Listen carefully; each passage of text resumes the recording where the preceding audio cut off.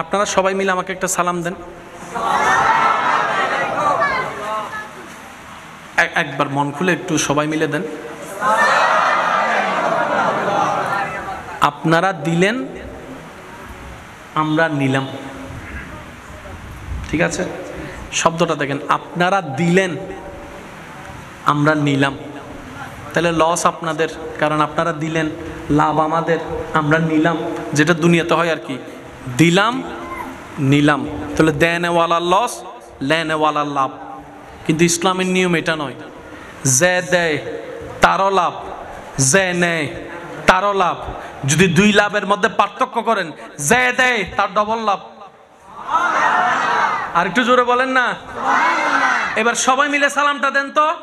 আপনারা সবাই মিলে আমাদের কল্যাণের জন্য দোয়া করলেন, আসসালামু আলাইকুম, আমাদের শান্তির জন্য দোয়া করলেন। রব বলে যে তুই আমার বান্দার কল্যাণ চেয়েছস, যা দিব পরে দিব, আগে সওয়াবটা নিয়ে নে। ধর, আমি তোর সওয়াব দিয়ে দিলাম। আপনি আমারে দিলেন, আমার আল্লাহ আপনাকে দিল। এবার রব আমাদের গ্রুপের বান্দাদেরকে বলে, এই আমার বান্দা ওই গ্রুপ তোদের কল্যাণ চাইছে, তোরা মুখে তালা লাগে বসে রেছিস কোন দুঃখে, তোরাও তাদের কল্যাণ চা। এবার আমরা সবাই বললাম ওয়া আলাইকুমুস সালাম ওয়া রাহমাতুল্লাহ। আল্লাহ পাক বলে যে তুই তাদের চাইতে এক শব্দ বেশি বললি, যা তোকে সওয়াব আরো বাড়াই দিলাম। ইসলামে দিবেন বাড়বে, দিবেন বাড়বে। এবার আপনারা একটু আগে আমি কি বললাম, আল্লাহ ওনার হায়াতে বরকত দান করুক, দোয়া করছি ওনার জন্য। তা আমাদের লাভ কি? রব বলে যে আমার বান্দার কল্যাণ চাই, আমি রব তার কল্যাণ চাই। সুবহানাল্লাহ। যে আমার বান্দার ইজ্জতের হেফাজত করে, আমি আল্লাহ তার ইজ্জতের হেফাজত করি। যে আমার বান্দার পেটের দিকে খেয়াল রাখে, আমি আল্লাহ তার রিজিকের দিকে খেয়াল রাখি। যে আমার বান্দার মুখে হাসি ফুটাই, আমি তার জীবনে হাসি ফুটাই। যে আমার বান্দার চোখের পানি মুছে দিবে, আমি তার জীবনের কষ্ট মুছে দিব।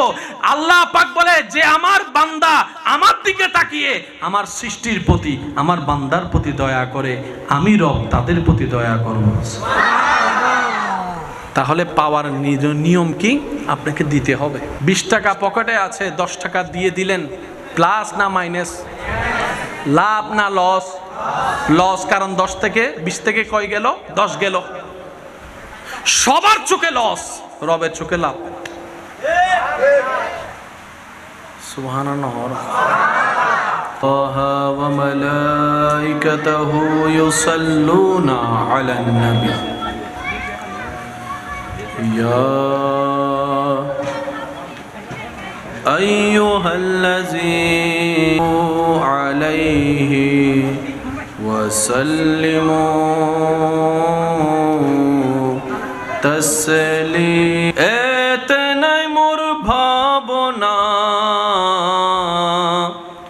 যতদিনও থাকবে প্রাণ, নবীজিকে ভুলব না। আল্লাহুম্মা মুহাম্মাদ নবিয়ানা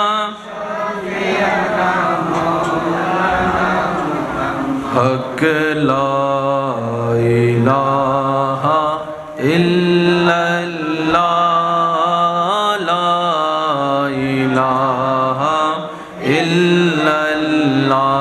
পড়িয়ে লা ইলাহা ইল্লাল্লাহ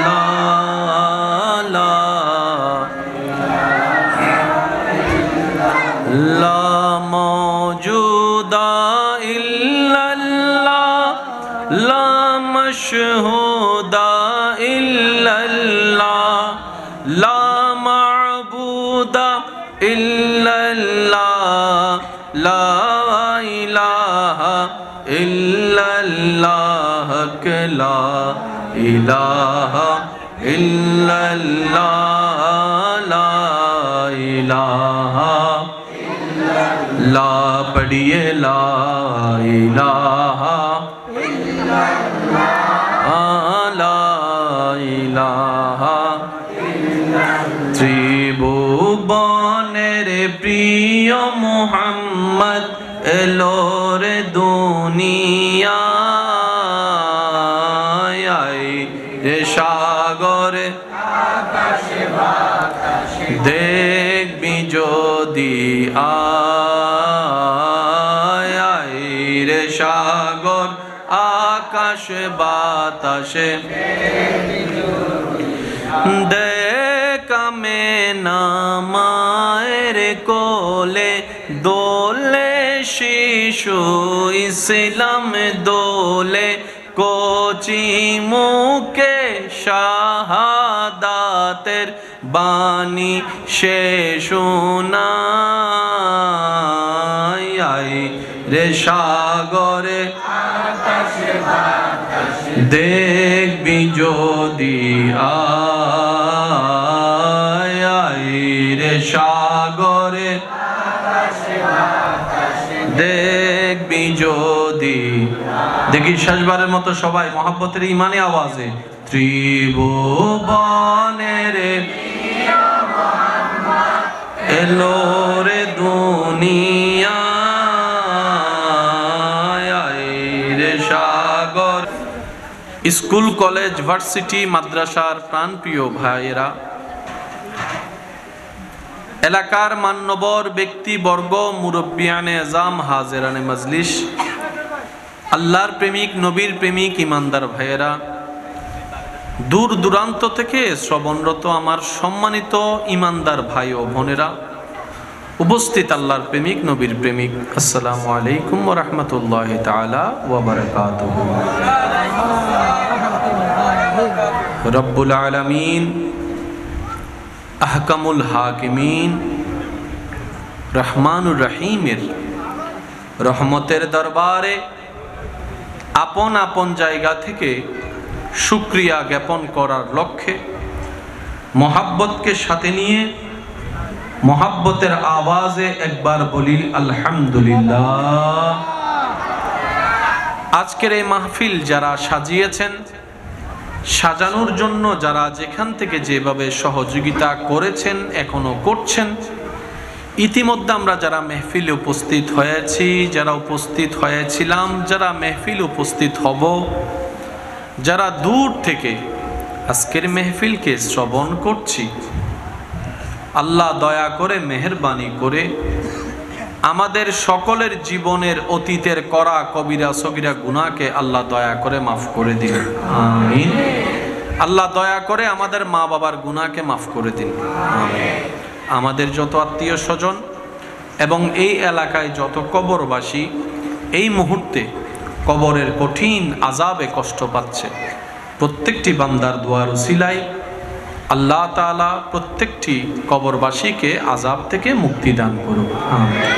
সম্মানিত উপস্থিতি, আমি বিনয়ের সাথে শ্রদ্ধার সাথে সবার কাছে নিবেদন রাখব, আল্লাহ তাআলা আমি অধমকে যেটুকু সময় বলার তৌফিক দান করবেন, এই সময়টুকু সবাই আল্লাহর ওয়াস্তে মনের কান দিয়ে শোনার চেষ্টা করবেন ইনশাআল্লাহ। আর আমাকে একটু আওয়াজ দিয়ে সহযোগিতা করতে হবে। যারা যারা করতে রাজি আছেন তারা একবার বলি মারহাবা, আর একটু জোরে বলি। আল্লাহ এই মোহাব্বতকে কবুল করুন। আল্লাহ আমাকে যতটুকু তৌফিক দান করবেন আমি আপনাদের জ্ঞানের সামনে রাখার চেষ্টা করব প্রত্যেকটি কথা। কোনো কথাকে চোখ বন্ধ করে নেওয়ার দরকার নেই।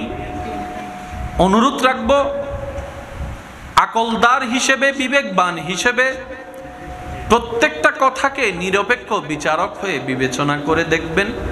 সঠিক যদি মনে হয় গ্রহণ করে নেবেন, ভুল যদি মনে হয় বাদ দিয়ে দিবেন, কোনো সমস্যা নেই। আল্লাহ আমাদের এই মোহাব্বতকে কবুল করুন। আর একটু জোরে বলি। যারা আপনারা আমাকে দেখছেন, আমি যাদেরকে দেখছি, দেখার মাধ্যম হচ্ছে, একটু জোরে বলি, ঘ্রাণ নেওয়ার মাধ্যম, গরম নাকি ঠান্ডা বোঝার জন্য, জোরে বলি, চামড়া অথবা হাত, মিঠা না তিতা নাকি ঝাল বোঝার জন্য, জিহ্বা বোঝার জন্য। তাহলে জিহ্বা গেল, নাক গেল, চোখ গেল, হাত গেল।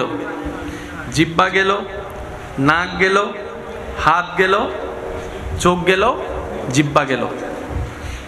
যতগুলা ইন্দ্রিয় আমাদের ভিতরে আছে, সেটা আপনি যে ধর্মেরই হন না কেন, সবারই তো নাক দিয়েই ঘ্রাণ নেওয়া হয়।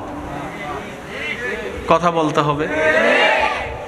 আপনি যেই মতেরই হন না কেন, ঝাল মিষ্টিটা তো জিহ্বা দিয়েই বুঝতে হয়, আলাদা তো কোনো সিস্টেম।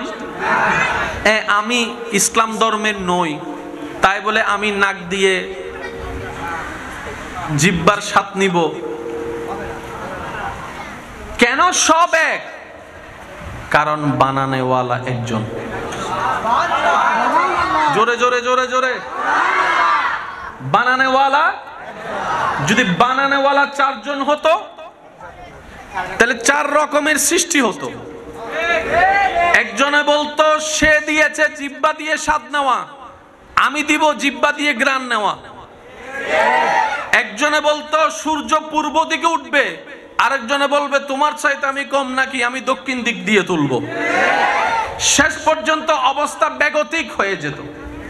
আপনি ডানে তাকান, বামে তাকান, সামনে তাকান, পিছনে তাকান, আয়নার সামনে নিজেকে তাকান। আপনি যদি আপনার জ্ঞান দিয়ে নিরপেক্ষ বিচারক হয়ে আপনার জ্ঞান দিয়ে যদি বিবেচনা করেন, আপনি যদি সত্যিকার জ্ঞানী হন, আপনাকে মানতে হবে সৃষ্টিকর্তা একজন আছে, সৃষ্টিকর্তা আছে, আর সেই সৃষ্টিকর্তা 10 জন নয়, একজনই সৃষ্টিকর্তা আছে। সুবহানাল্লাহ। এটা কাদের জন্য? যাদের বিবেক আছে।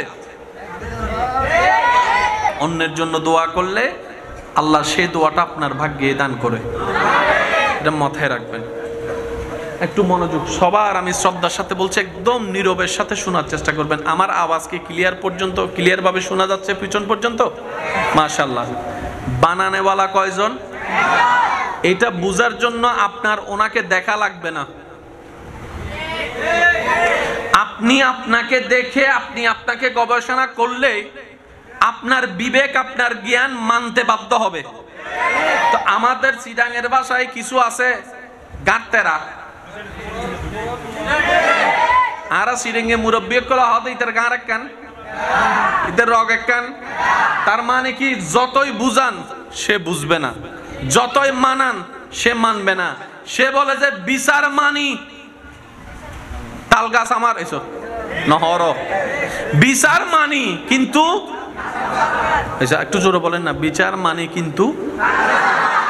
যে বলে বিচার মানি কিন্তু তাল গাছ আমারই থাকবে, এবার বিচার তুমি যাই করো, তাল গাছটা আমার ভাগ্যে রাখতে হবে, তার মাধ্যমে কখনো শান্তি প্রতিষ্ঠা করা সম্ভবপর হবে না। কারণ সে গার আমি কাজ করে। আর রবকে তারাই মানে না যাদের গার একটু তেরা, আর যারা সত্যিকার জ্ঞানী তারাই রবকে স্বীকার করে। তাহলে রবকে স্বীকার করা মানে আপনি জ্ঞানী। সুবহানাল্লাহ বলেন, আর একটু জোরে বলেন না। সৃষ্টিকর্তাকে স্বীকার করা মানে আপনি প্রমাণ করেছেন আপনার মধ্যে গারতারামি নাই, আপনার মধ্যে জ্ঞান আছে। ভালোও বুঝেন, খারাপও বুঝেন, ন্যায়ও বুঝেন, অন্যায়ও বুঝেন। আল্লাহ আমাদেরকে সে নিয়ামত দান করছে। এটা কিন্তু আমরা অর্জন করি নাই, আল্লাহ দয়া করে দান করছে। যে কি বলেন, ঠিক কিনা? ইমানদার ভাইরা, কষ্ট হচ্ছে না তো আপনাদের? রব কয়জন? জোরে জোরে, রব কয়জন? বানালেন যিনি সব একজন, আর তিনি যা বানিয়েছেন কোনো কিছুই কোনো কিছুর মতোই না। সবাই সবার মতো, মাটি মাটির মতো, পানির মতো নয়। পানি পানির মতো, গাছের মতো নয়। কিন্তু সে গাছ টিকার জন্য মাটিরও দরকার, পানিরও দরকার। আশা করি আমি যদি আপনাদেরকে বুঝাইতে সক্ষম হই। পানি আলাদা, মাটি আলাদা, গাছ আলাদা। কিন্তু যখনই কোনো গাছকে দেখবেন সেখানের ভিতরে মাটিও আছে, পানিও আছে, তিনটাই আলাদা। পানি মাটির মতো নয়, মাটি পানির মতো নয়, পানি গাছের মতো নয়, গাছ দানের মতো নয়, দান বাতাসের মতো নয়, বাতাস মেঘের মতো নয়। অথচ বাতাস ছাড়া মেঘ চলে না। মেঘ চলে কিন্তু কি দিয়ে? এই তো মাশাআল্লাহ, আরো জোরে বলেন, মেঘ চলে কি দিয়ে? আমরা যখন দেখি বিকালবেলা যখন আপনার পারে বসে থাকি, দেখি যে মেঘ চলে যাচ্ছে, তো মেঘের পিছনে কি মেশিন আছে, চাক্কা আছে? ও মেঘ যাও কেমনে? বলে তো আমাকে বাতাসেই নিয়ে যায়। তাহলে মেঘের জন্য বাতাস দরকার, বাতাসের জন্য মেঘও দরকার। কিন্তু দেখেন বাতাস আলাদা, মেঘ আলাদা। আমি বলতে থাকবো, আপনারা শুধু সুবহানাল্লাহ বলতে থাকবেন। সে কিভাবে বলবেন দেখি? হয় না, হয় না? আরো জোরে এমন ভাবে সুবহানাল্লাহ বলেন যেভাবে বললে শয়তানের গালে জুতার বাড়ি পড়বে। এই তো মাশাআল্লাহ, আরেকবার। কারণ বান্দা যখন রবের প্রশংসা করে, খুশি হয় রহমান, নারাজ হয় শয়তান। তো শয়তান নারাজ হলে আপনার আমার কিচ্ছু যায় আসে। বানানেওয়ালা একজন, যিনি বানিয়েছেন সবকিছু। প্রত্যেকটা সৃষ্টি আপন আপন গুণে গুণান্বিত। কেউ কারো মতো নয়, কেউ কারো মতো নয়। পানি মাটির মতো নয়, মাটি গাছের মতো নয়, গাছ পানির মতো নয়, পানি বাতাসের মতো নয়, বাতাস মেঘের মতো নয়, মেঘ আসমানের মতো নয়, আসমান জমিনের মতো নয়, জমিন ফেরেশতার মতো নয়, ফেরেশতা জিনের মতো নয়। সুবহানাল্লাহ জোরে বলেন। ফেরেশতা জিনের মতো নয়, জিন গরুর মতো নয়, গরু ছাগলের মতো নয়, ছাগল মুরগির মতো নয়, মুরগি হাঁসের মতো নয়, হাঁস মাছের মতো নয়, মাছ পশুর মতো নয়, বাঘের মতো নয়, বাঘ হরিণের মতো নয়, হরিণ হাতির মতো নয়। প্রত্যেকটা সৃষ্টি আলাদা, প্রত্যেকটা সৃষ্টি আলাদা, প্রত্যেকটা সৃষ্টি আলাদা। শুধু তাই, দেখতে ভিন্নতা হলে আলাদা তো বুঝতে পারলাম। মাটি দেখতে একরকম, পানি দেখতে আরেক রকম। আল্লাহ পাক বলে, তোর আল্লাহর কুদরত এত সহজ নয় বুঝা। বান্দা ভালো করে দেখ, তোর ঘরের মধ্যে দেখ, বাবা আছে, দাদা আছে, মেয়ে আছে, মা আছে, বাবা আছে, বড় ভাই আছে, মেজো ভাই আছে, সেজো ভাই আছে, ছোট ভাই আছে, বড় বোন আছে, ছোট বোন আছে, বউ আছে, ছেলে আছে, নাতি আছে, নাতনি আছে। তোদের ঘরের মধ্যে 10 জন। আয়নার সামনে দাঁড়ায় দেখ, বাবা ছেলের মতো নয়, ছেলে বাবার মতো নয়, বাবা মার মতো নয়, মা চাচির মতো নয়, চাচি জেডির মতো নয়, জেডি নাতির মতো নয়, নাতি নাতির মতো নয়, নাতি মামির মতো নয়, মামি চাচির মতো নয়, চাচি বাবার মতো নয়, বাবা বউয়ের মতো নয়। এক একজন এক এক রকম, মাল্টি পার্টনার।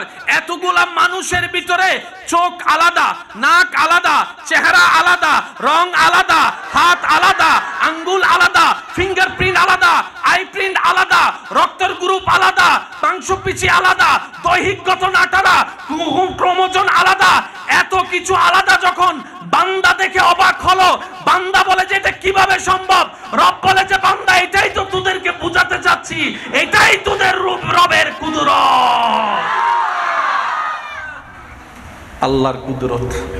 সুবহানাল্লাহ বলি, শব্দটা সবাই বলি আল্লাহ, আল্লাহর কুদরত। সবাই বলি আল্লাহ। মাশাআল্লাহ, আরেকটু জোরে বলি আল্লাহ কুদরত। আল্লাহর কুদরত মানে কি?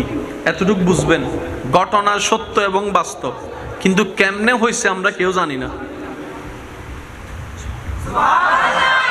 শরীরে রোগ হলে এক্সরে করলে, ডাক্তার দেখালে রোগ বাইর হয় কি হয় না? আবার মাঝে মধ্যে এমন রোগ হয় ডাক্তারও ধরতে, সত্যি করে বলেন আছে না নাই? ডাক্তাররা বলে যে মাথায় তো নদরের,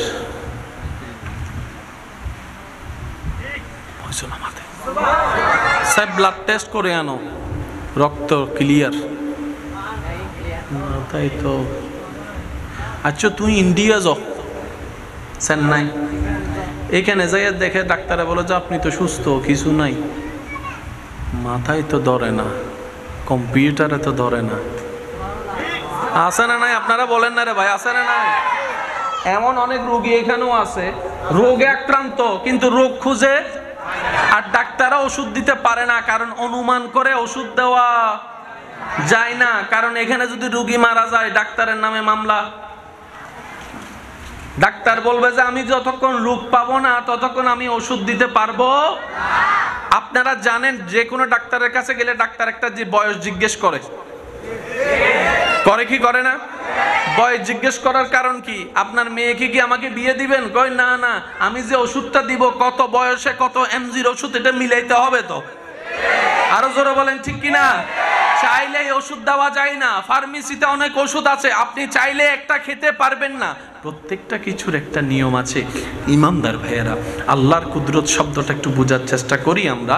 আল্লাহর কুদরত হচ্ছে এমন জিনিস যেটা ঘটনা বাস্তব, কিন্তু কেমনে হয়েছে বলেন না, কেমনে হয়েছে, কিভাবে হয়েছে, কোনো প্রমাণ বলেন না, কোনো প্রমাণ, কোনো অনুমান, কিন্তু ঘটে, এটাই বাস্তব। এটা কি টিস্যুর রাখার জন্য একটা টেবিলের দরকার, বলেন না, টেবিলটা টিকার জন্য একটা খুঁটির দরকার, খুঁটিটা টিকার জন্য একটা স্টেজের দরকার, স্টেজটা টিকার জন্য কয়েকটা ফিলারের দরকার, এগুলো রাখার জন্য একটা মাটির দরকার। আর আল্লাহর কুদরত হচ্ছে যে নিচে কিছু নাই, উপরেও কিছু নাই, মেঘ চলতেছে। আরো জোরে জোরে জোরে, মেঘ চলতেছে, তাও আবার ছোট মেঘ না, তাও আবার খালি মেঘ না, পানিওয়ালা মেঘ। বৃষ্টি পড়ে কোত্থেকে? আকাশ থেকে। আকাশ কোন জায়গা থেকে? মেঘ থেকে। মেঘের ভিতর থেকে বৃষ্টি পড়ে। তাহলে যে বন্যা, যে বৃষ্টি দিয়ে আপনার এলাকা বন্যা হয়ে গিয়েছে, এতগুলা পানি আল্লাহ মেঘের ভিতরে সংরক্ষণ করে রেখেছে, কোনো টাঙ্কি ছাড়াই। পানি রাখতে কি লাগে? কিন্তু এতগুলা পানি আল্লাহ মেঘের ভিতরে রাখছে টাঙ্কি ছাড়া। আরেকবার যদি সুবহানাল্লাহর আওয়াজ ছোট হয়, কিন্তু বোম মারি দিম দেবা আছে। আরো জোরে জোরে বলেন সুবহানাল্লাহ। হয় নাই? আরো জোরে বলেন সুবহানাল্লাহ। পানি মেঘের ভিতরে, মেঘের চাক্কা নাই, চলতেই আছে। মেঘের মেশিন নাই, চলতেই আছে। মেঘের গতিতে চলতে আছে। শুধু তা না, মেঘ ডাইনেও যায়, মেঘ বামেও যায়, মেঘ সামনেও যায়, মেঘ পিছনেও যায়। আবার অনেকগুলা মেঘ হেলিকপ্টারের মতো এক জায়গায় দাঁড়াইয়া থাকে, এক জায়গায় দাঁড়িয়ে থাকে। ও মেঘ, তোমার ভিতর মেশিন আছে? বলে যে আমার ভিতর মেশিন নাই। কোনো চাকা আছে? চাকা তো নাই। তাহলে তুমি মুভমেন্ট করো কিভাবে? বলে এটাই তো তোদেরকে রব দেখা যাচ্ছে, এটাই রব্বুল আলামিনের কুদরত, এটাই রব্বুল আলামিনের কুদরত, এটাই রব্বুল আলামিনের কুদরত। এই মেঘের ভিতর এতগুলা বৃষ্টি যে পড়লা, এই পানি পেলা কোথায়? ও মেঘ, পানি পাইছত কই? ওই ন আল্লাহর কুদরত। নৌনি সুবহানাল্লাহ। রংধনু দেখছেন? যারা যারা দেখছেন হাত তোলে। এটাও রবের কুদরত।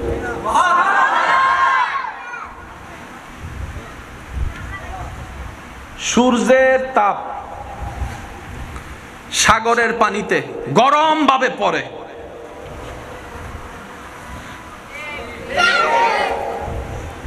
সে পানিটা গরম হয়ে জলীয় বাষ্প হয়ে, আমার যুবক ভাইরা বুঝবে, জলীয় বাষ্প হয়ে। এটা বুঝবেন কিভাবে? শীতকালে যখন গোসল করার জন্য গরম পানি চুলাই দিবেন, দূর থেকে তাকাইলে দেখবেন গরম পানির উপরে কেমন জানি ডেও ডেও ডেও ডেও ডেও ডেও। 2 মিনিট যদি আপনি গরম পানির এইরকম ডেক্সির উপরে যদি হাত রাখেন, এটা ভিজে যাবে। কিরে, পানি তো দেখলাম না, হাত ভিজলো কিভাবে? এটাকে বলা হয় জলীয় বাষ্প। একটু কল্পনা করেন, যতগুলা মেঘ থেকে পানি পড়েছে, সমস্ত পানি মেঘের মধ্যে আল্লাহ ঢুকালো কিভাবে? কোন পাইপ ছাড়া রোদের তাপ দিয়ে সাগরের পানিকে আল্লাহ মেঘের মধ্যে নিয়ে গেছে।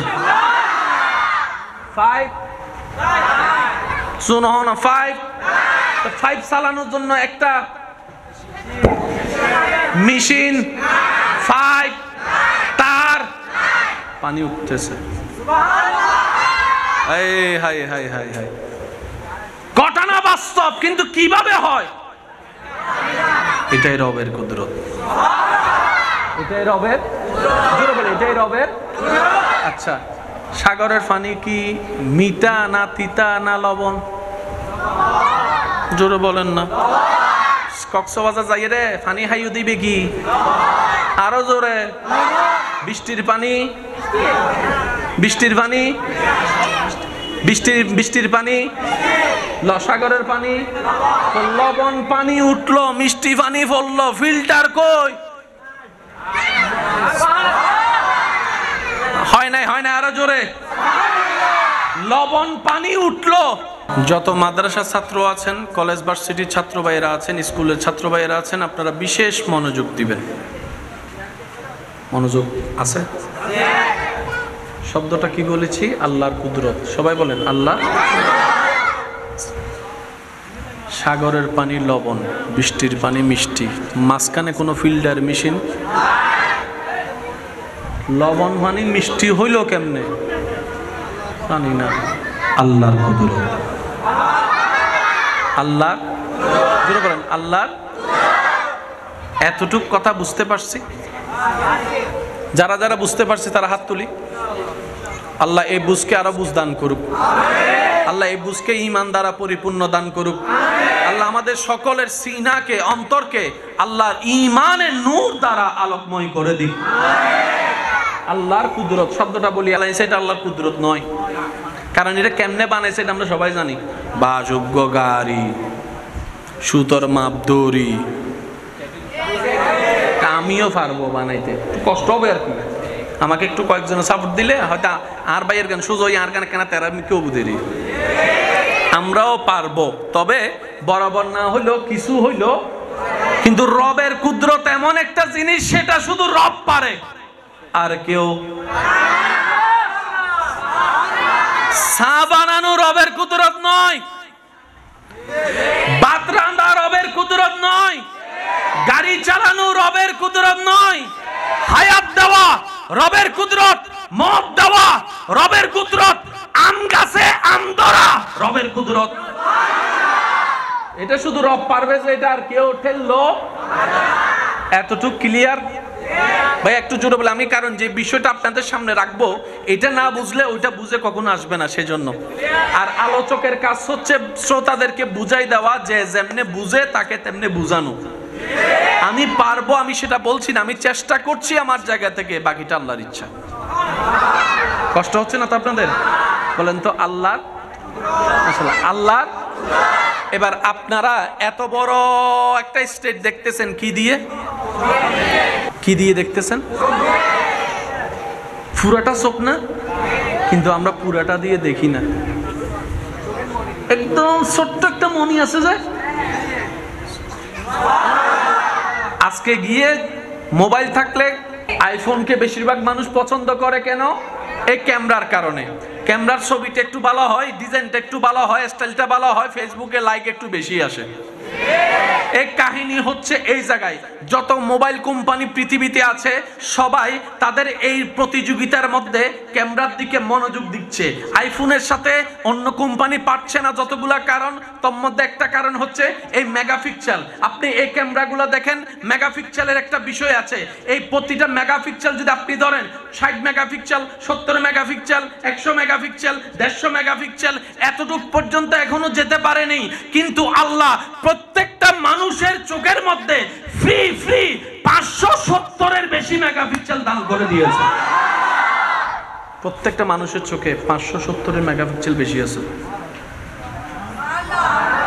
40 মেগাপিক্সেলই বে যদি 1.5 লাখ 2 লাখ টিয়া মোবাইলই বে। সেজন্য আমি প্রায় সময় একটা কথা বলি, আল্লাহর বান্দা কখনো গরিব হয় না। সুবহানাল্লাহ বলি। আল্লাহর বান্দা কখনো গরিব না। আপনাকে কেউ যদি 2 লাখ টাকা দেয়, আপনি চোখ দুইটা দিয়ে দিবেন? 5 লাখ দিলে, 10 লাখ দিলে? আচ্ছা জান, আপনাকে 50 লাখ টাকা দিবে, চোখ দিয়ে দেন, তাহলে আপনার চোখে তো আছে 50 লাখ টাকার চাইতে বেশি দামি। আপনাকে যদি কেউ বলে যে আমি তোর 1 কোটি টাকা দিব, তোর কিডনি দুইটা দে, তাহলে কোটি টাকা তো আপনার পিছনেই ভালাই রাখছে আল্লাহ। আপনি যদি আপনার দেহকে গবেষণা করে দেখেন, এক একজন কোটিপতি বসে আছে এখানে, এক একজন কোটিপতি। এক বিন্দু পানি আমার বাবার থেকে আল্লাহর হুকুমে আমার মায়ের পেটে যখন গেলাম, ওই এক বিন্দু পানি থেকে আজকের আমি হলাম, আজকের আপনি হলেন। আপনার আব্বা জানের এক বিন্দু পানি থেকে আপনার মায়ের পেটে যাওয়ার পরে এক ফোঁটা পানিটা 40 দিন যাওয়ার পরে রক্তপিণ্ড হয়েছে, 40 দিন যাওয়ার পরে পানি থেকে রক্ত, রক্ত থেকে গোস্তপিণ্ড হয়েছে। প্রতি 40 দিন অন্তর অন্তর দেহ পরিবর্তন হতে হতে হতে একদিন আমার 2টা চোখ হয়ে গেল। সুবহানাল্লাহ। এই 2টা চোখের পাপড়ি হয়ে গেল, এই 2টা চোখের মধ্যে পলক হয়ে গেল, এই 2টা চোখের মধ্যে আপনার মনি হয়ে গেল, এই 2টা চোখের মধ্যে আপনার আমার সৌন্দর্য হয়ে গেল। ওই এক ফোঁটা পানি থেকে নাক তৈরি হলো, নাকের 2টা ছিদ্র তৈরি হলো, মাঝখানে একটা হাড় তৈরি হলো। এক ফোঁটা পানি থেকে গাল তৈরি হলো, ঠোঁট তৈরি হলো। এক ফোঁটা পানি থেকে নাক তৈরি হলো, এক ফোঁটা পানি থেকে কান তৈরি হলো, এক ফোঁটা পানি থেকে লতি তৈরি হলো, এক ফোঁটা পানি থেকে চুল তৈরি হলো, কপাল তৈরি হলো, এক ফোঁটা পানি থেকে বুক তৈরি, পেট তৈরি, কোমর তৈরি, হাঁটু তৈরি, পা তৈরি। সুবহানাল্লাহ বলে না? এক ফোঁটা পানি থেকে, এক ফোঁটা পানি থেকে কলিজা তৈরি হলো, আঁতুড়ি তৈরি হলো, কিডনি তৈরি হলো। এক ফোঁটা পানি থেকে হাড় তৈরি হইলো, পিঠ তৈরি হলো। এক ফোঁটা পানি থেকে হাত তৈরি হইলো, আঙ্গুল তৈরি হইলো, নখ তৈরি হলো। এবার জগৎ জিজ্ঞেস করে, এক ফোঁটা পানি থেকে এত কিছু কিভাবে সম্ভব? রব বলে যে এটাই তো তোদের রবের কুদরত। কয় ফোঁটা পানি? জোরে বলি, কয় ফোঁটা? আর কেউ পারবে? বসজনে তো রোবট বানাই, সুভিয়ে কি বানাই, রোবট, রোবট কুটি কুটি দিয়ে দামি বের। তারা হইতে গিয়া করে না সোফিয়ার হ রোবটই বের ওগুলো বাচ্চা পয়দা করতু।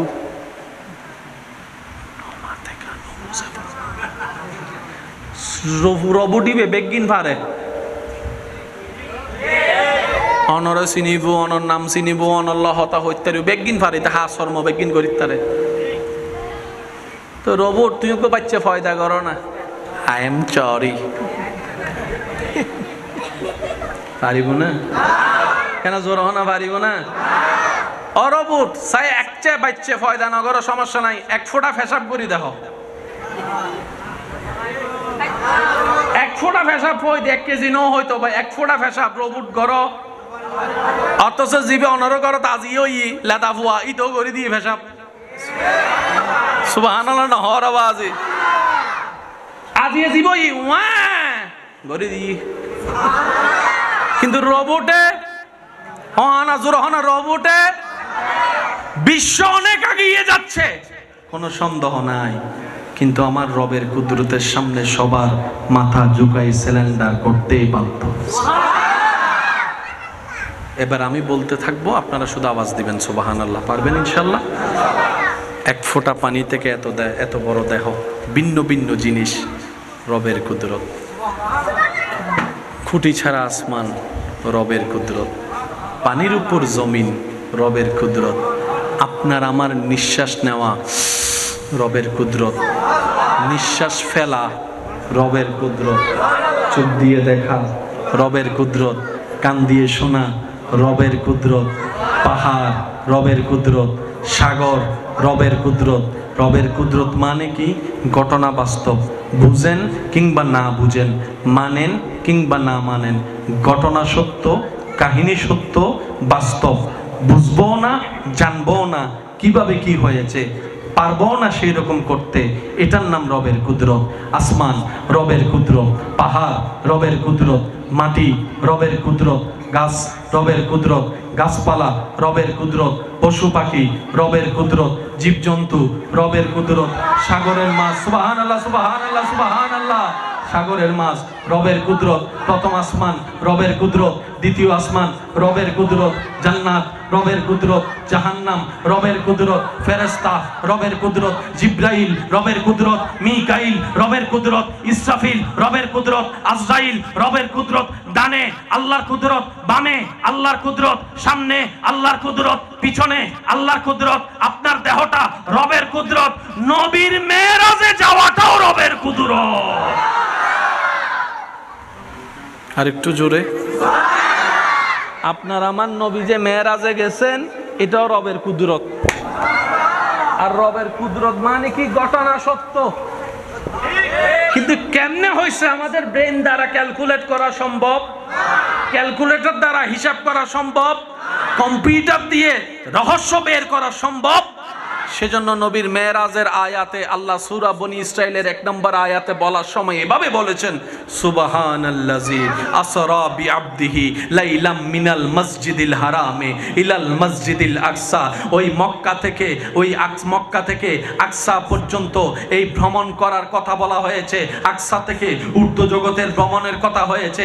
এবার জগৎ বলে বিমান ছিল না, হেলিকপ্টার ছিল না, ওটের রাজ্য ছিল, কিভাবে সম্ভব অল্প রাতে এত জগৎ ভ্রমণ করা? মক্কা থেকে আকসা যেতে তো অনেক মাস লেগে যায় উট দিয়ে, অল্প রাতে কিভাবে নবী মুস্তাফা রাহমাতুল্লিল আলামিন মক্কা থেকে কিভাবে আকসায় গেল? আকসার দেখলো, দ্বিতীয় আসমান দেখলো, তৃতীয় আসমান দেখলো, চতুর্থ আসমান দেখলো, চতুর্থ আসমান পঞ্চম ষষ্ঠ সপ্তম হয়ে সিদরাতুল মুনতাহা পার হয়ে কিভাবে সুম্মা দানা ফাতাদাল্লাহ, হাউ ক্যান পসিবল? নবী বলে আমি জান্নাত দেখেছি, আমি জান্নাত ঘুরেছি, আমি জান্নাত দেখেছি, আমি জান্নাত ঘুরেছি, আমি জাহান্নাম দেখলাম, আমি জাহান্নামের সাজাপ্রাপ্ত দেখলাম, আমি জিব্রাইলকে দেখেছি, আমি মিকাইলকে দেখেছি, আমি ইসরাফিলকে দেখেছি, আমি আজরাইলকে দেখেছি। আমার আদম নবীর সাথে সাক্ষাৎ, আমার মূসা নবীর সাথে সাক্ষাৎ, আমার ঈসা নবীর সাথে সাক্ষাৎ, আমার দাউদ নবীর সাথে সাক্ষাৎ, আমার ইব্রাহিম নবীর সাথে সাক্ষাৎ। এত সাক্ষাৎ হলো, এত কথা হলো, রবের দিদার হলো, হাউ ক্যান পসিবল? রব বলে যে গবেষণা করতে যাও না, কোরআনের আয়াত গবেষণা করো। সুবহানাল্লাযী আসরা বিআবদিহি, নবী গিয়েছে, নবীর দিকে তাকায়ও না, নবীকে যে আল্লাহ নিয়ে গিয়েছে ওই আল্লাহর কুদরতের দিকে তাকাও। সুবহানাল্লাযী, নবীর মেরাজে যাওয়া কার কুদরত? বেগুন না হয় একদম সবাই মিলে বলেন কার কুদরত? আর আল্লাহর কুদরত হচ্ছে বাস্তব, গবেষণা করি এরাই না তোরা কুল কিনারা তো হয় ভাইতার আটলান্টিকের কুল কিনারা তো হয় ভাই নে ও নামাতে গা ভাই নে তলা তো ভাই নে ইন হতুন তো হয় ভাইতাম ইন তো আসমানো। তো মুসলমানের একটা মেন বিষয় কি মনে রাখবেন, মাইকের আওয়াজ যতটুকু যাচ্ছে, মুসলমানের একটা গুণ হচ্ছে যে আল্লাহ এবং রসুলের দিকে তাকিয়ে কোনো প্রকার দ্বিধাদ্বন্দ্ব করা ছাড়া আমান্না, আমরা মেনে নিলাম, এটার নাম মুসলমান। আল্লাহ আছে মেনে নিলাম, পরকাল আছে মেনে নিলাম, পুলসিরাত দেখি নাই মেনে নিলাম, মিজান দেখি নাই মেনে নিলাম, হাসর দেখি নাই মেনে নিলাম, কবর দেখি নাই মেনে নিলাম, প্রশ্ন দেখি নাই মেনে নিলাম, তকদির দেখি নাই মেনে নিলাম, জান্নাত দেখি নাই মেনে নিলাম, জাহান্নাম দেখি নাই মেনে নিলাম। আল্লাহর দিকে তাকিয়ে মেনে নেওয়ার নামই মুসলমান। মুসলমান আল্লাহ আছে, পরকাল আছে, বিশ্বাস আছে, জান্নাত আছে, মুসলমান।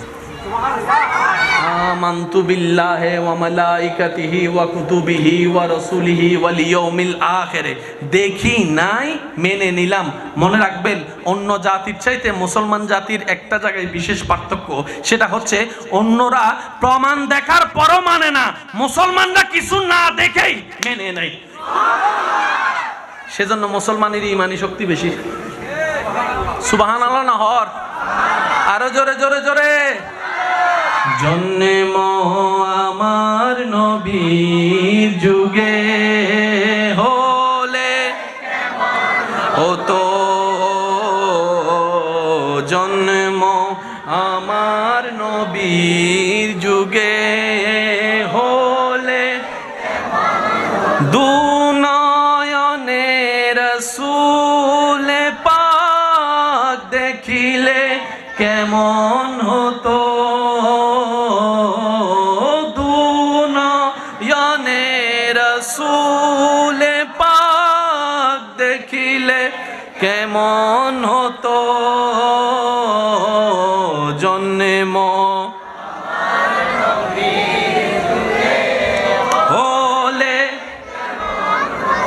উচ্চ আওয়াজ একবার বলি আলহামদুলিল্লাহ। এবার শব্দটা আমি চাইবো সবাই মিলে বলবেন, রবের কুদরত কি?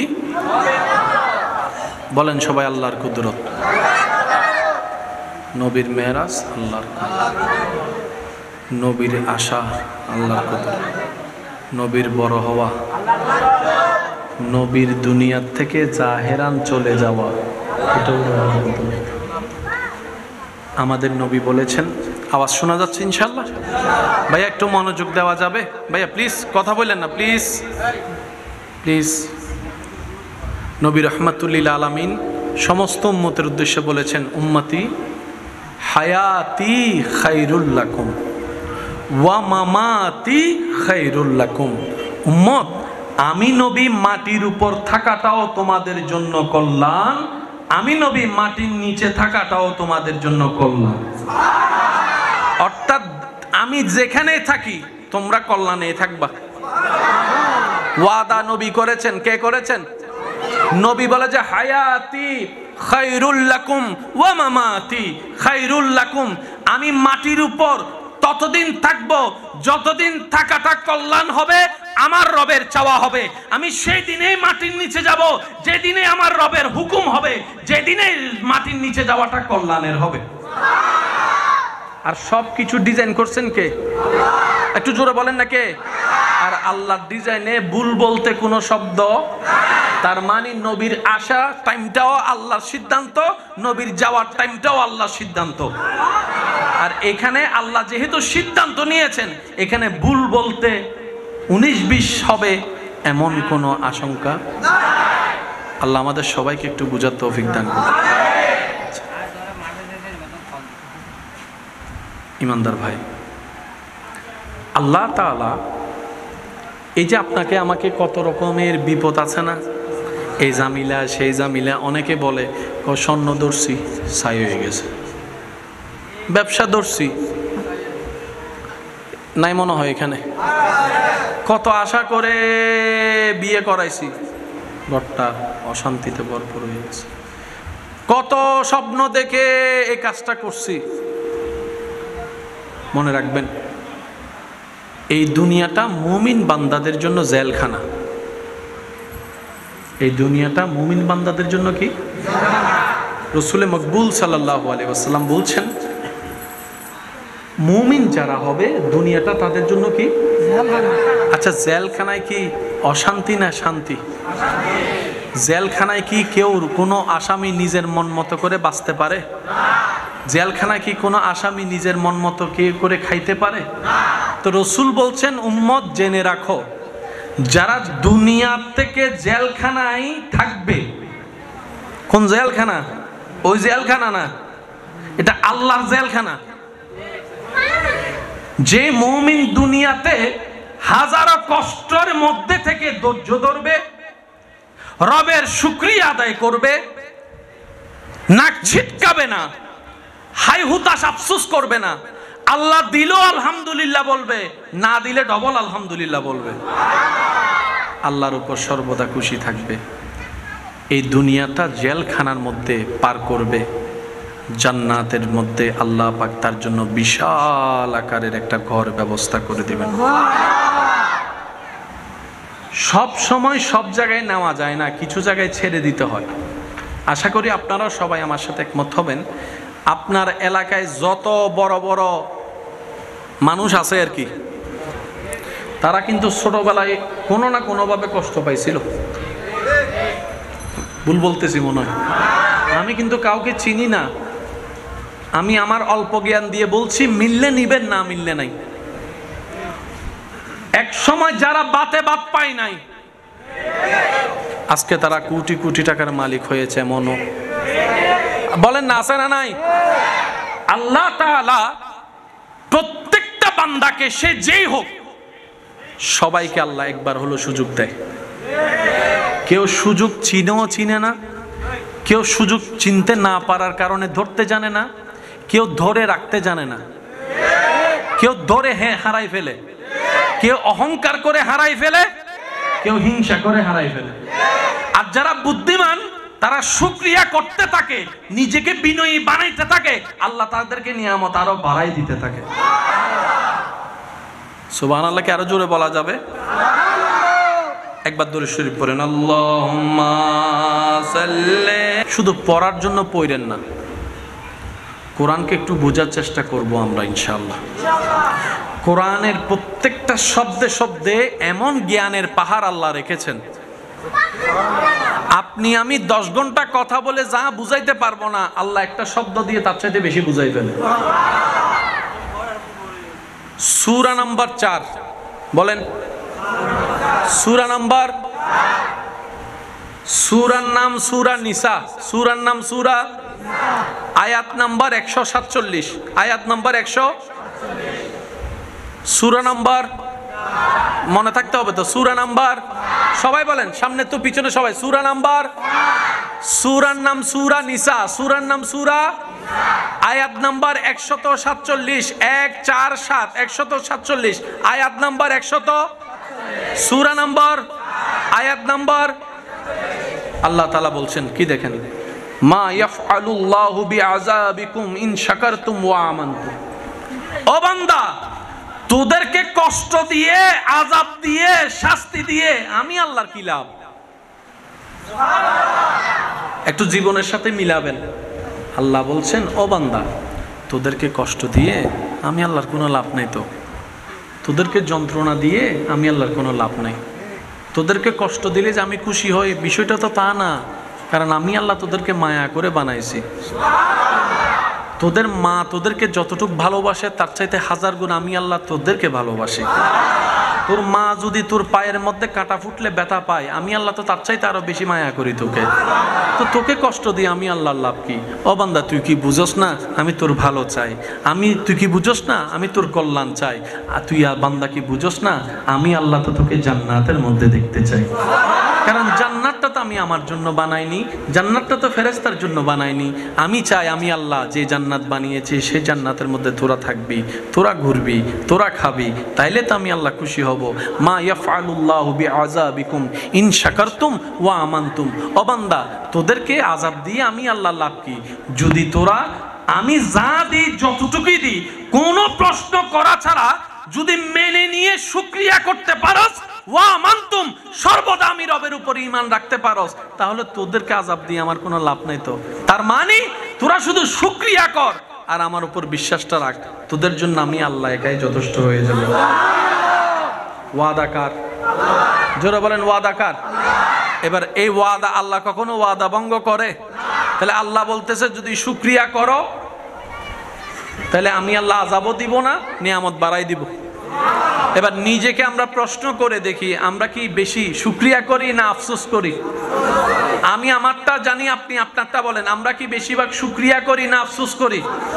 আল্লাহ আফসোস করা পছন্দ করে, তা আমরা আল্লাহর আফসোস অপছন্দের কাজটা করেছি নিজের ভাই নিজে। এবার বলেন দোষ কার? আর গান তা হই অনর্গান অনহন না, দোষ কার?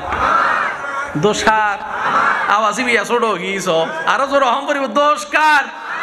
দোষ কার? এবার আসেন, খাবার দাবারের জন্য মাটির দরকার আছে না? আপনার ফসলের জন্য মাটির দরকার আছে। আপনি তো বাজার থেকে কিনে খাচ্ছেন, কিন্তু যেখান থেকে আসতেছে মাটি না থাকলে বাজারগুলো আসতো কই? এবার আপনারা আমার সাথে একমত হবেন, সেটা হচ্ছে আপনি ক্ষেতের মধ্যে যতই পানি দেন বৃষ্টির পানির মতো, বৃষ্টির পানি ছাড়া কখনো ভালো ফসল হয়? আচ্ছা, ধন সম্পদের দরকার আছে না নাই? একটু জোরে বলেন। সন্তানের দরকার, সন্তানের দরকার, খাবারের দরকার। এটা ওয়াকিয়া মনে পড়ছে বলি। হযরত ইমাম আলী মাকাম ইমাম হাসান রাদিয়াল্লাহু তাআলা আনহুর কাছে একজন মানুষ একটা সমস্যা নিয়ে আসছেন।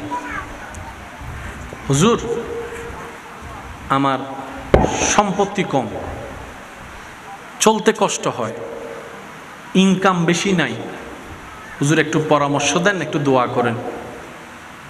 নবীজির কলিজার টুকরা ইমাম হাসান রাদিয়াল্লাহু তাআলা বললেন, তুমি বেশি বেশি আল্লাহর কাছে তওবা করো। আর একটু জোরে, তুমি বেশি বেশি আল্লাহর কাছে তওবা করো, ইস্তেগফার পড়ো, আল্লাহ তোমার সমস্যা সমাধান করে দিবে। কিছুক্ষণ পরে আরেকজন মানুষ আরেকটি সমস্যা নিয়ে আসলেন। উনি বললেন, হুজুর আমার সন্তান হচ্ছে না, আমার জন্য একটু দোয়া করবেন।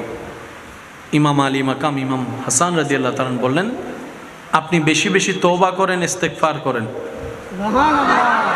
সম্পদের জন্য আসছেন, সমাধান যেটা দিয়েছেন, সন্তানের জন্য আসার পরও একই সমাধান দিয়েছেন। আরেকজন এসে বলে যে হুজুর আমাদের এলাকার জন্য দোয়া করুন, এখন যদি আমরা ক্ষেত না করতে পারি ফসল তুলতে পারবো না, অভাব অনটন দুর্ভিক্ষ শুরু হয়ে যাবে, তো বৃষ্টির পানি ছাড়া তো ফসল হবে না। হুজুর একটু দোয়া করুন যেন বৃষ্টির পানি পড়ে। ইমাম আলী মাকাম ইমাম হাসান রাদিয়াল্লাহু তাআলা বললেন, তোমরা বেশি বেশি ইস্তেগফার করো, তওবা করো। সমস্যা কয় ধরনের? সম্পদ, সন্তান, বৃষ্টি। ওষুধ দিলেন কয়টা? জোরে বলেন, ওষুধ দিলেন কয়টা? ওষুধ দিলেন কয়টা? তো উনি কি মন গড়া কোনো ওষুধ দিয়েছেন? নয় নয়, সূরা নূহ আয়াত নাম্বার 10, 11, 12 নম্বর পড়লে আপনি বুঝতে পারবেন ইমাম হাসান রাদিয়াল্লাহু তাআলা কোরআনের আয়াতের উপর আমল করে সমাধান দিয়েছেন। আল্লাহ আমাদেরকে একটু বুঝার তৌফিক দান করুন। সূরার নাম সূরা নূহ, বলেন সূরা। আচ্ছা, ওই আগেরটা একটু জিজ্ঞেস করি, ওই আগের আয়াতটা জানি কত, সূরা নাম্বার কত বলছিলাম? মাশাআল্লাহ, আয়াত নাম্বার 100। আলহামদুলিল্লাহ, এই যে মনে আছে, আমার মনটা বড় হয়ে গিয়েছে। সূরা নাম্বার 4, আয়াত নাম্বার 147 মনে থাকবে ইনশাআল্লাহ। এবার আসেন সূরা নূহ আয়াত নাম্বার 10, একটু মনোযোগ। বিসমিল্লাহির রহমানির রহিম। আল্লাহ পাক বলছেন, ফাকুল তুস্তাগফিরু রাব্বাকুম ইন্নাহু কানা গাফফারা। তোমরা তোমাদের পালনকর্তার নিকট জীবনে যা করছো, যেভাবেই করছো, বেশি বেশি ক্ষমা চাও, বেশি বেশি তওবা করো, বেশি বেশি ক্ষমা চাও। ইন্নাহু কানা গাফফারা, মনে রেখো নিশ্চয়ই তোমাদের প্রভু অত্যন্ত ক্ষমাশীল এবং দয়ালু। তোমাদের প্রভুর দয়ার সীমা নাই। তোমার গুনাহ যত বেশি, তার চাইতে 1000 গুণ বেশি তোমার প্রভুর দয়া। মন খুলে রবের কাছে তওবা করো। এবার আল্লাহ পাক বলছেন, যদি তোমরা তওবা করো, বেতন তো কিছু দেওয়া দরকার। যদিও আমি আল্লাহ তোমাদের ঠেকা নয়, তোমরা গুনাহ করছো আমার কাছে, তোমরা ঠেকা, কিন্তু আমি আল্লাহ এত মহান, গুনাহ করে যে মাপ চাইবে আমি আল্লাহ তাকে খালি হাতে দিব না, তাকে আমি মাল দিয়ে ভরপুর করে দিব। সূরা নূহ আয়াত নম্বর 10। এবার আসি 11 নম্বর আয়াত। আল্লাহ পাক বলছেন, যদি তোমরা তওবা করো, আমি আল্লাহর কাছে বেশি বেশি মাপ চাও, তোমাদের জন্য আমি আল্লাহর পক্ষ থেকে পুরস্কার। ইউরসিলিস সামা আলাইকুম মিদরারান, আমি আল্লাহ তোমাদের জন্য জমিনের উপরে মুষল দ্বারা বৃষ্টি নাজিল করব। আরো জোরে। তওবা যদি তোমরা করো, আমি তো মাফ করব, আসমান থেকে বৃষ্টি নাজিল করব তোমাদের ফসলের জন্য। আল্লাহ আর কিছু দিবা না? রব বলে যে আমি দিব না তো কেমনে হবে, আমি রবেই তো তোদেরকে দিব। 12 নম্বর আয়াতে আল্লাহ পাক বলছেন, ওয়ায়ুমদিদকুম বিআমওয়ালিন ওয়া বানিন, শুধু এতটুক দিব না, তোদের সম্পদও বরকত করে দিব, তোদের সন্তানের মধ্যেও বরকত করে দিব। আরো জোরে বলি। সূরা নূর 10 নম্বর, 11 নম্বর, 12 নম্বর আয়াত যদি আপনি গবেষণা করে দেখেন, যার জীবনে যত তওবা বেশি, সে আল্লাহর নিয়ামত পেয়েছে বেশি। আমার নবীর হাদিস আপনারা সবাই জানেন, শুধু স্মরণ করিয়ে দেওয়ার জন্য বলা।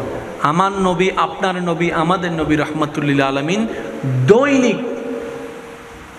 শত শতবার আল্লাহর কাছে তওবা করতেন। তো নবীজি কি গুনাহ বেশি? না। মনে রাখবেন, গুনাহগার যখন তওবা করে, তখন ওনার গুনাহ কমে, ওনার গুনাহ মাফ হয়, ওনার গুনাহ শেষ হয়। আর একটু জোরে বলি। এবার মনে করেন আপনি গুনাহ করেছেন 10টা, তওবা করেছেন, আল্লাহ আপনার 10টা গুনাহ মাফ করে দিয়েছেন, তার মানে আর কোনো গুনাহ, বলেন আর কোনো গুনাহ?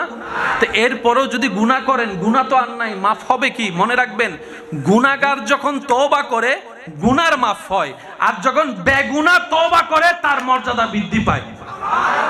আর একটু জোরে বলি না। গুনাহগার যখন তওবা করে গুনাহ মাফ হয়, আর যখন গুনাহ মাফওয়ালারা তওবা করে আল্লাহ ওনাদের শান বাড়িয়ে দেয়, মান বাড়িয়ে দেয়, আজমত বাড়িয়ে দেয়, রিজিক বাড়িয়ে দেয়, আজমত বাড়িয়ে দেয়, প্রচার বাড়িয়ে দেয়, শান মান ইজ্জতকে বাড়িয়ে দেয়। ইস্তেগফার এমন একটা নিয়ামত, যে বান্দা মন থেকে গভীর থেকে রবের সন্তুষ্টির জন্য যে যেভাবে যতই করতে পারবে, এটা কখনো ব্যাড এফেক্ট হয় না, এটা নিয়ামতে নিয়ামত হয়ে যায়। আমি অনুরোধ রাখবো, অন্তত ডেইলি আব্বু দৈনন্দিন অভ্যাসের সাথে এই ইস্তেগফার তওবা করাটার সাথে একটু বন্ধুত্ব করার দরকার আছে আমাদের। কি বলেন আপনারা?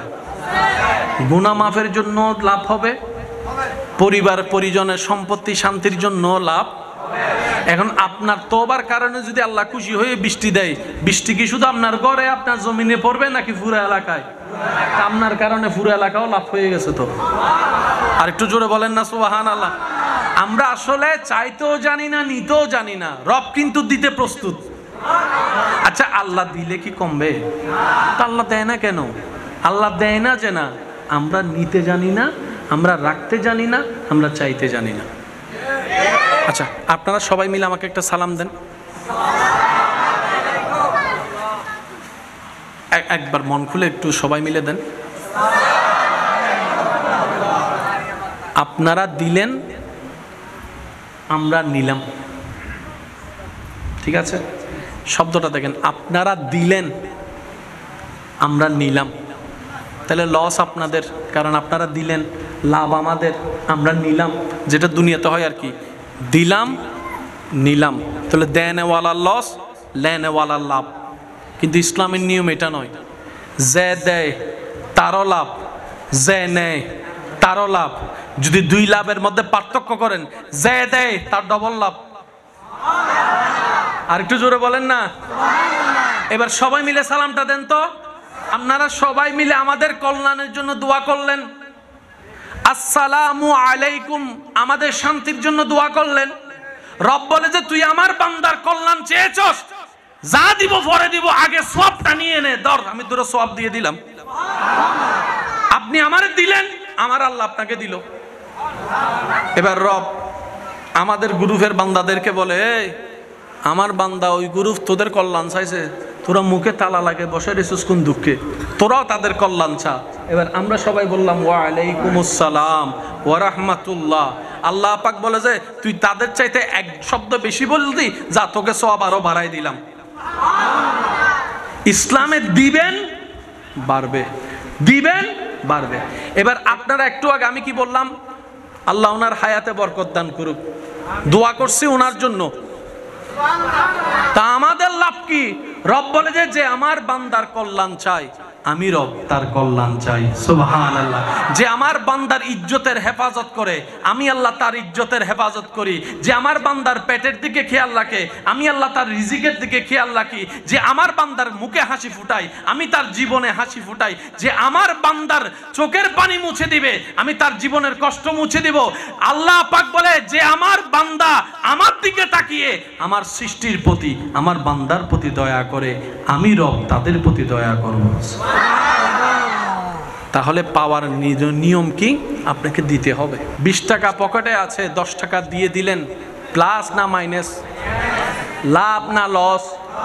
লস, কারণ 10 থেকে 20 থেকে কয় গেল? 10 গেল। সবার চোখে লস, রবের চোখে লাভ। সুবহানাল্লাহ।